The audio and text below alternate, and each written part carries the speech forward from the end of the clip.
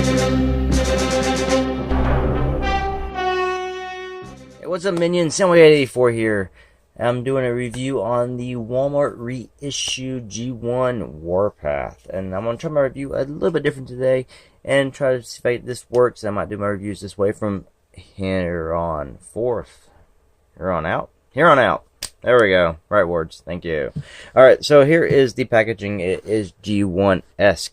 You can see it has the old G1 logo, the more than meets the eye, the old G1 packaging art, the toy. It is a thing of beauty. I love just having the packaging. Honestly, if they could just remake the packages and instructions the way they used to look, the tech specs, and don't have to give me the toy. Just give me the packages and sell it cheap. You know, I would just love to have that. Just something that you can display. It's cool. You even got the old Hasbro logo. I love the packaging. Now, it's not fully like it was in the 80s in North America. I live in the United States, so it's not exactly the same. It's very, very close. Of course, it has to add the other languages. I don't remember that really being there. I do have some G1 packages up in my daughter's room in her closet, but she is sleeping. She's 2 years old. I'm not going to wake her up until she actually wakes up. Unless I have to. But turn around, and then you got the old back of the packaging art, which would usually show off the new toys. And this is the 85 release. And this is some of the 85 packaging. You can see we got Skyfire and the Dinobots, and we got Shockwave and Decepticons are in here somewhere. And there's Chop Shop. And we have the instructions, which on the G1 mini boss back then, they were on the back of it was on the back of the packages. Again, we have the old Hasbro logo. Turn it this way, we have the old tech specs. Just don't have the red thing, of course, put on here. But it was never this wide as a kid because they had to put the second language on here. But yeah, really, really cool to have this stuff again. And then of course, it's totally not the same because you got this stuff which is new. So out of a packaging concept, really being a G1 throwback, really, really enjoying this. I have to give the packaging here a 10.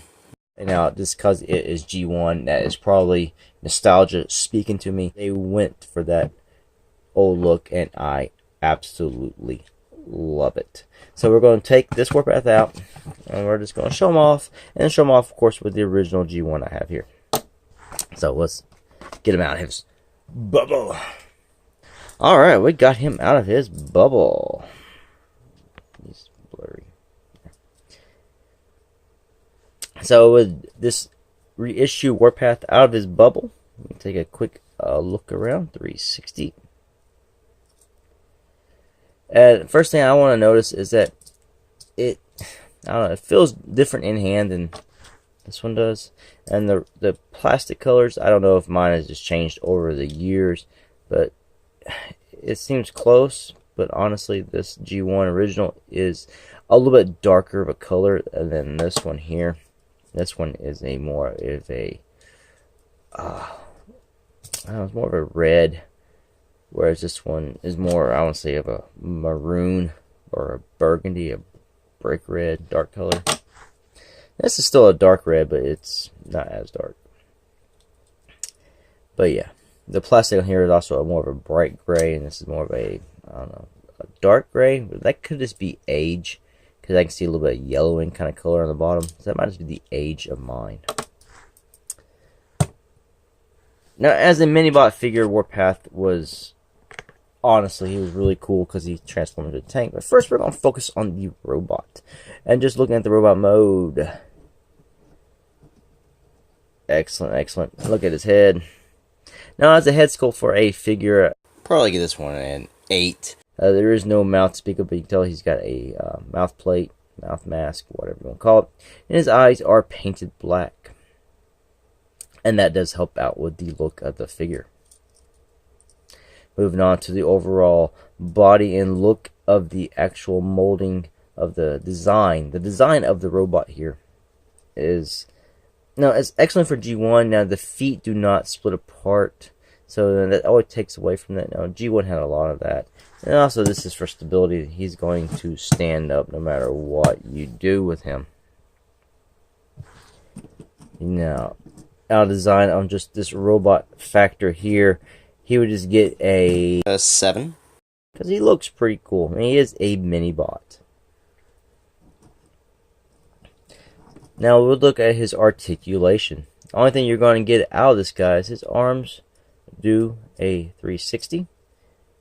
And you can turn his turret, which encompasses his head.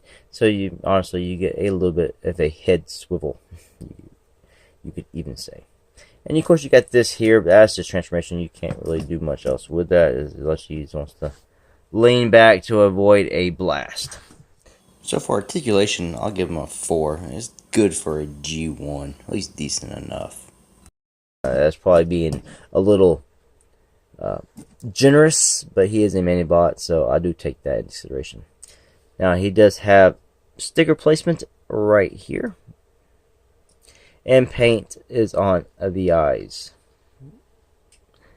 And I believe that's all he's got. Everything else is just molded. So out of paint slash stickers, I'll give him a 9. It's because the sticker placement is perfect. It's not crooked, it's perfectly straight, and the paint is perfectly applied to this figure. He doesn't have a lot of it. Do a quick comparison here with G1 Warpath. And you probably can notice a little bit more here that mine is a darker red than this one. Now the grays, you can tell, but mine has a little bit of yellowing going on, so it could just be the gray has changed color over time.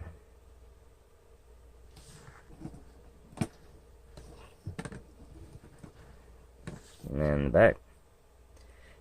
And mine's a lot, my older one's a lot dustier as well.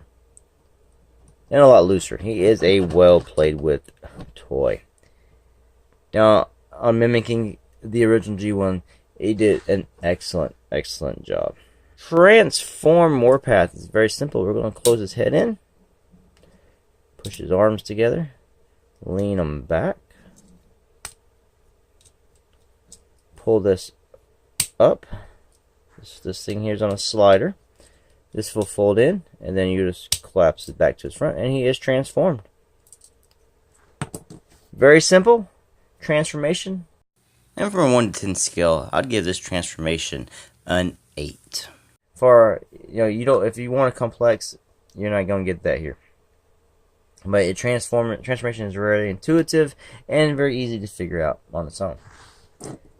Now in this mode, he does roll, as he does have rollers, wheels on the bottom, and the turret can move all the way around. And if you want, he can peekaboo in this mode. Excellent alt mode. Now on design of the alt mode, I will give him a 9. Very excellently designed. Now he's just small. But he's a mini bot, so that is to be expected.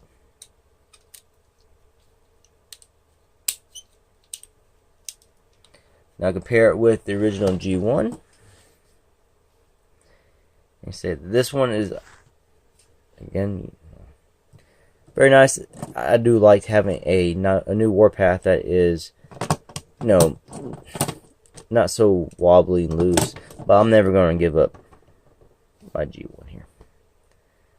And it's just nice having a new one in excellent condition. So in review, the packaging for the G1 Reissue Warpath scored a 10. His head design scored an 8. His robot mode design scored a 7. Articulation got a 4. Paint / stickers got a 9. Transformation, he got an 8.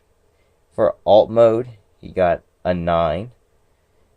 So overall, his average score, 7.9. Excellent figure for G1. Now let's say these numbers on the scale probably skew because it's a G1 figure. Now I'd probably be a little more harsh on the newer ones, you would say, because I'm basing it within its continuity. G1 scale is going to be based within its G1 scale. If I review Siege figures, they're going to be reviewed 1 to 10 based on other Siege figures. So, I'm just going to this Warpath compared to other G1 figures. This is pretty much out of 10. This is what he's going to get. I want to say thanks for watching, Minions. Till the next one. Peace out.